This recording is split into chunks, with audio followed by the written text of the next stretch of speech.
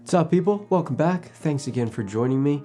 And recently I just did something that, I don't know, could be kind of interesting, could be kind of not interesting, I don't know. But either way, so recently I was practicing my interview setups, my compositions, different lighting setups, and I had the crazy idea to take my $200 camcorder. Where is it?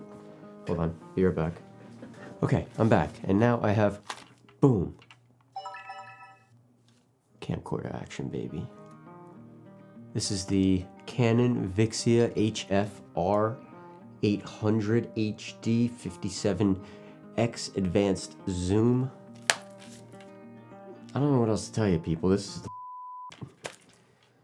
can't say that. I don't know what else to tell you, people. This is the winner right here. Right here, see this? This.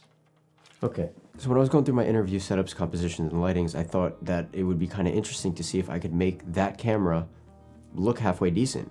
Now, considering it's just a cheap $200 camcorder, and I know some of you are like, $200 for a camcorder. I'm like, yeah, I know, but like some camcorders are like a couple $1,000s even. Speaking of which, compared to the Ursa, that's about $4,800 more expensive.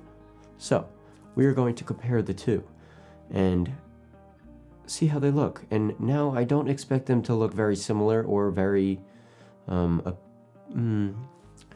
I don't expect this camcorder to look anywhere near this Ursa by any stretch, but the point of this video that I'm trying to make is that in cinematography, the best investment that you can make in yourself is not the camera. Even though sometimes having a new camera, having some new lenses is great, and to be honest, I'm guilty of that because, well, I bought an Ursa. But if you really want to make your image look next level, the key is lighting. So my goal that I set out for this video is to make footage from that camera look halfway decent, and the way that I did that was through lighting. The reason why lighting is more important than the camera to me especially is because at the end of the day, your camera is shooting what is in front of you, and if what in front of you is looking like garbage, then your camera, no matter the quality or cost, will be shooting garbage. Lighting's what you need. I promise you, lighting is what you need. Look into my eyes. Lighting is what you need. So for today's interview, my sister gladly helped me be the subject for the interview, and some of the equipment that I used today was the Nanlite Forza 300 with a soft box. I used a black solid for negative fill. I also had an Aperture MC, and the last but not least, I had a 2200 Kelvin light bulb. So something I wanted to get accomplished with composition here was framing her in the center, but position her so there's a little bit more headroom on the top of the frame, and she's kind of in the lower third of the frame. So at 24 millimeters on a Super 35, if you're really close to the subject, that equates to about 35 millimeters or so. And that compression from the background, as well as giving space and breathing room to the rest of the frame. So for camera angle number 2, you'll notice that I went left of camera. And why did I go left? Because it's the opposite of the key light.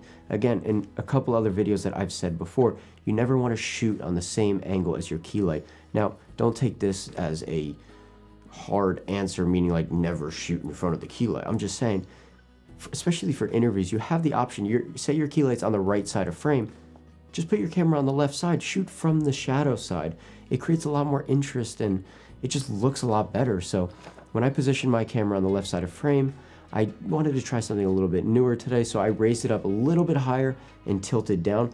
But what I was really concerned about was tilting it down too much where it looked like she was almost small or not powerful in a way. But I think I managed to make a great height and a great tilt balance where she kind of looked natural and still had that like confident feel to her where she didn't look too small. So before we move on and take a look at some of this camcorder footage, let's take a quick look at what each element of the frame is doing. So for this frame right here, nothing is on. This is natural light. Next, we're going to turn on the key light.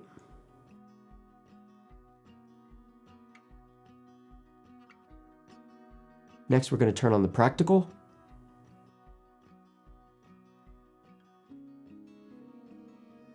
And with the final look, we're going to turn on the hair light.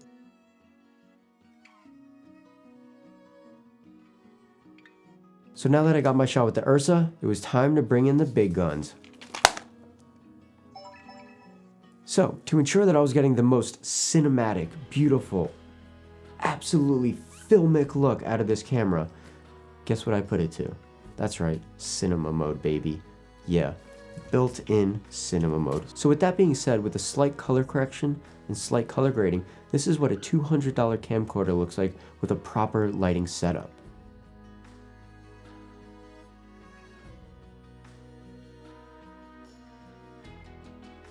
So considering that there's no dynamic range, it's in 1080p, and essentially I'm shooting in auto, I'd say it looks halfway decent. Why? Because I took the time to light the scene properly. Regardless if you're shooting on a $10,000 camera, $40,000 camera, or a $200 camera, if you want the best looking image, you're not going to get it from the camera that you're shooting. It's going to come from the lighting. So taking the time to learn, study, practice, and continually evolve your knowledge in lighting, that's going to be the key to your success as a cinematographer. It's not going to be the camera or the lenses that you use. It's going to be how you use the lighting and how effective it can be in the particular scene. So now, let's take a quick look side by side, the Ursa versus the $200 Canon camcorder.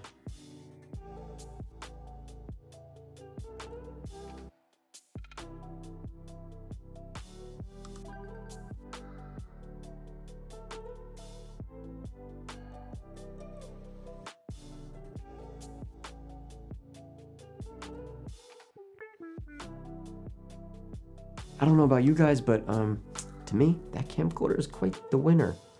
I don't need that 15 stops of dynamic range. I don't need 4.6K. I don't need that $10,000 camera. No way. Well, just kidding. The Ursa absolutely always will blow it out of the water. That's not even a question. But with that being said, you do have to say that with proper lighting, even that $200 camera can look halfway decent. So in the comments below, let me know what you think of this camcorder footage. Also, let me know what you think of the Ursa footage. How do they compare? Obviously they don't, but well, let me know. So hopefully you enjoyed today's video. Hopefully you learned a little bit of something. The key takeaway from today's video is it is not the camera. It is not the lens that you need to be looking at. It's the lighting. I can't stress that enough. And listen, I used to be the person that used to look up cameras for sale all the time. I need this camera, I need this lens, I need this and that. I need to be a cinematographer and the best filmmaker, I need that camera. No, you really don't. If you have a camera that could shoot 4K 24 frames a second, or a camera that could shoot 1080 60 frames a second, you're good. You need to look into lighting, study lighting. That's what's going to take your content, your video, and your frames to the next level. So, thank you again for watching. As always, I hope that today was slightly enjoyable. Hopefully you guys learned something. As always, until next time, peace.